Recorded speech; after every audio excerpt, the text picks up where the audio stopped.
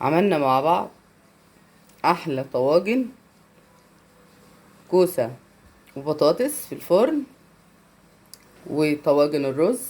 طبعا انا عملت، كنت ناوية اعمل ده، ما كنتش ناوية اعمل الصغير، بس زاد عيار الرز، اضطريت ان انا انقص هنا في الطاجن الصغير ده عشان زاد مني ما يبقاش يعني تقيل وما يطيبش.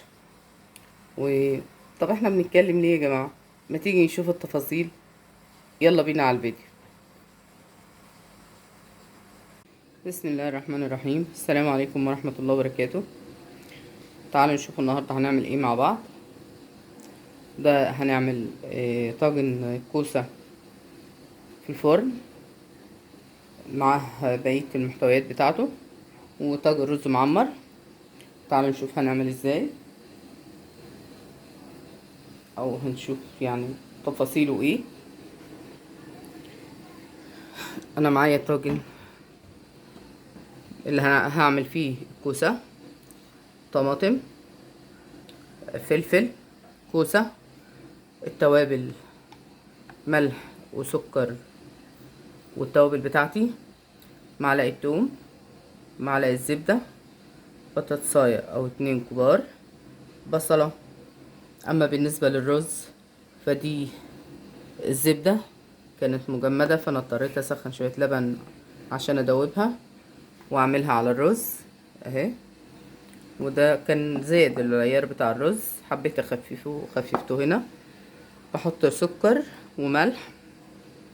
هنبتدي نضيف مكوناتنا كلها الاول في طاجن الكوسة. بسم الله الرحمن الرحيم. هنضيف الكوسة الاول، وبعدين الفلفل، بعديه البطاطس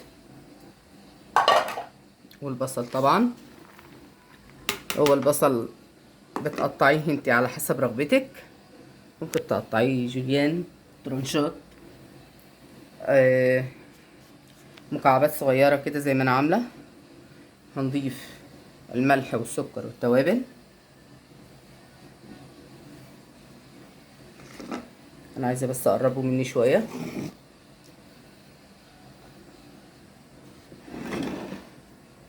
هضيف معلقة التوم اهو. ده توم انا كنت فرماها قبل كده وجهزاه، بيبقى جاهز معايا لأي وقت أي ظروف، حاجتي جاهزة. هضيف معلقة الزبدة، ممكن تضيفي بعديها معاها شوية زيت، هو ده اللي أنا هعمله فعلا.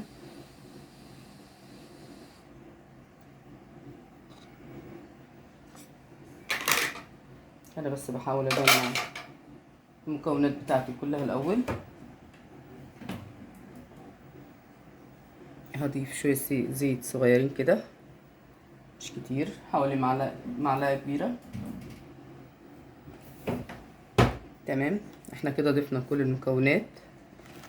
هنضيف الطماطم اللي احنا ضاربينها في الخلاط اهي.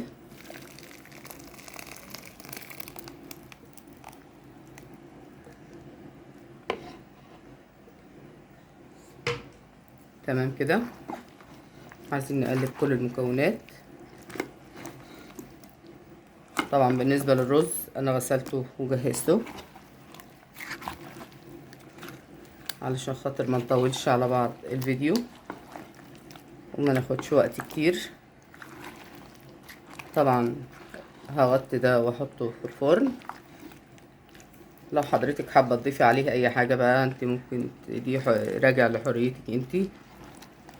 اي اضافات هتضيفي، ممكن تعملي عليه فراخ، ممكن تعملي عليه لحمة، فده بيرجع ليكي انت. المنظر ما شاء الله حلو قوي.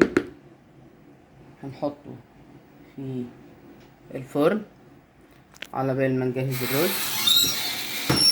طبعا انا الفرن سخن من قبليها اهو. نحطه كده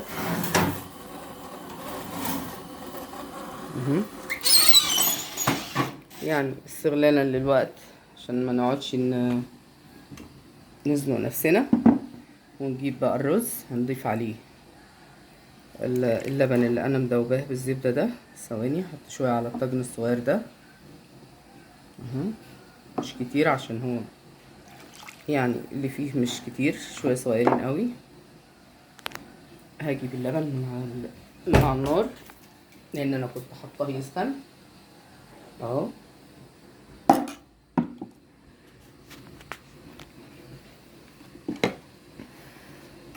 انا بضيف طبعا السكر والملح مع اول شويه لبن كده، وابتدي ادوبه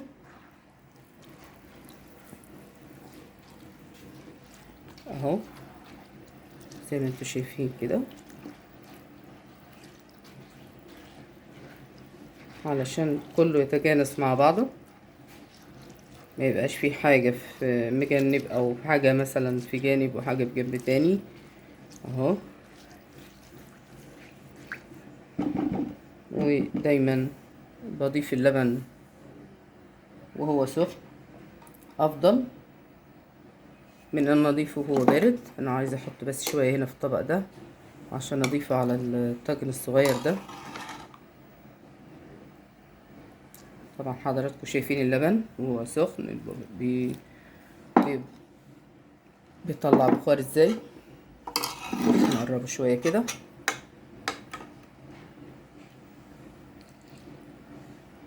طبعا الرز ما بنحطلوش لبن صافي، لان لو بقى كله لبن بيكتم الرز، ما بيخليهوش عامل وش حلو. لازم تسوديه شوية مية ولو جزء بسيط. هنقلبه بقى تاني اهو.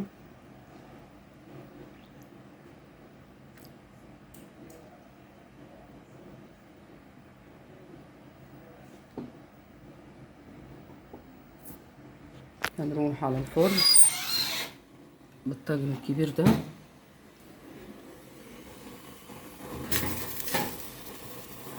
اهو. هنجيب الطاجن الصغير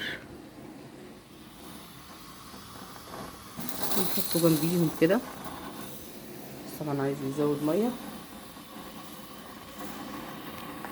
كده. تمام، الرز واخد كفايته من الميه، وكمان الخضار او الكوسه اهي، عشان ما اقعدش ازودها بس كل شويه.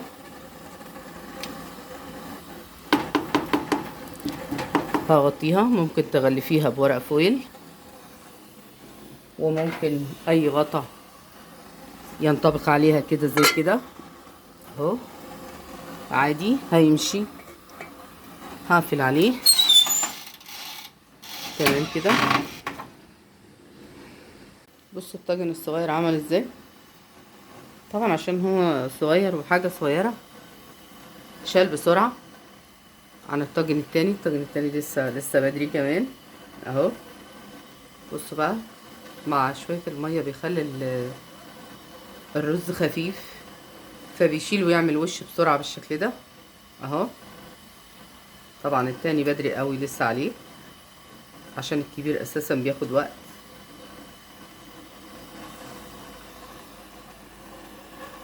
بص جميل قوي ازاي، شكله تحفه بصراحه. ده لسه كمان لما يحمر شويه كمان عن كده.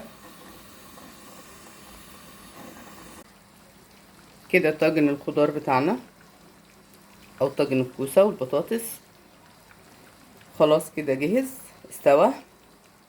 وادي الرز، الطواجن الاتنين الكبير والصغير لما عملناهم مع بعض. هنشوف البطاطس طابت اهي، استوت، والكوسه كذلك اهي مستويه خالص. طبعا لسه بيفقفق لانه لسه حالا طالع من الفرن اهو. بسم الله ما شاء الله، المنظر جميل. الريحة تحفة. الطعم لسه بقى، انا طبعا بعمله كتير، بس الطعم ده لسه يعني ما دوقناهوش عشان نحكم عليه، فان شاء الله هندوق مع بعض ونشوف الطعم. ثانية واحدة، دي البطاطس هنشوفها، عايزة تبرد شوية عشان نقدر ندوق مع بعض. طاجن شكله تحفة، حلو قوي. بسم الله. معلش بقى سامحوني عشان هو سخن.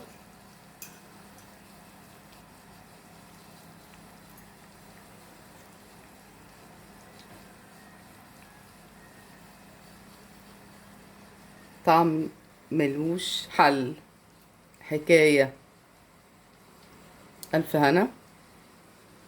يا ريت ما ننساش لايك وشير، وزي ما قلت لكم قبل كده يا جماعة، محتاجة بس دعمكم. الاشتراك مش هيأثر معاكم في حاجة لما تعملوا اشتراك وتشاهدوا فيديو. آه كل سنة وحضراتكم طيبين بمناسبة قرب رمضان ان شاء الله، وندعي علينا رمضان وعليكم بخير ان شاء الله. السلام عليكم.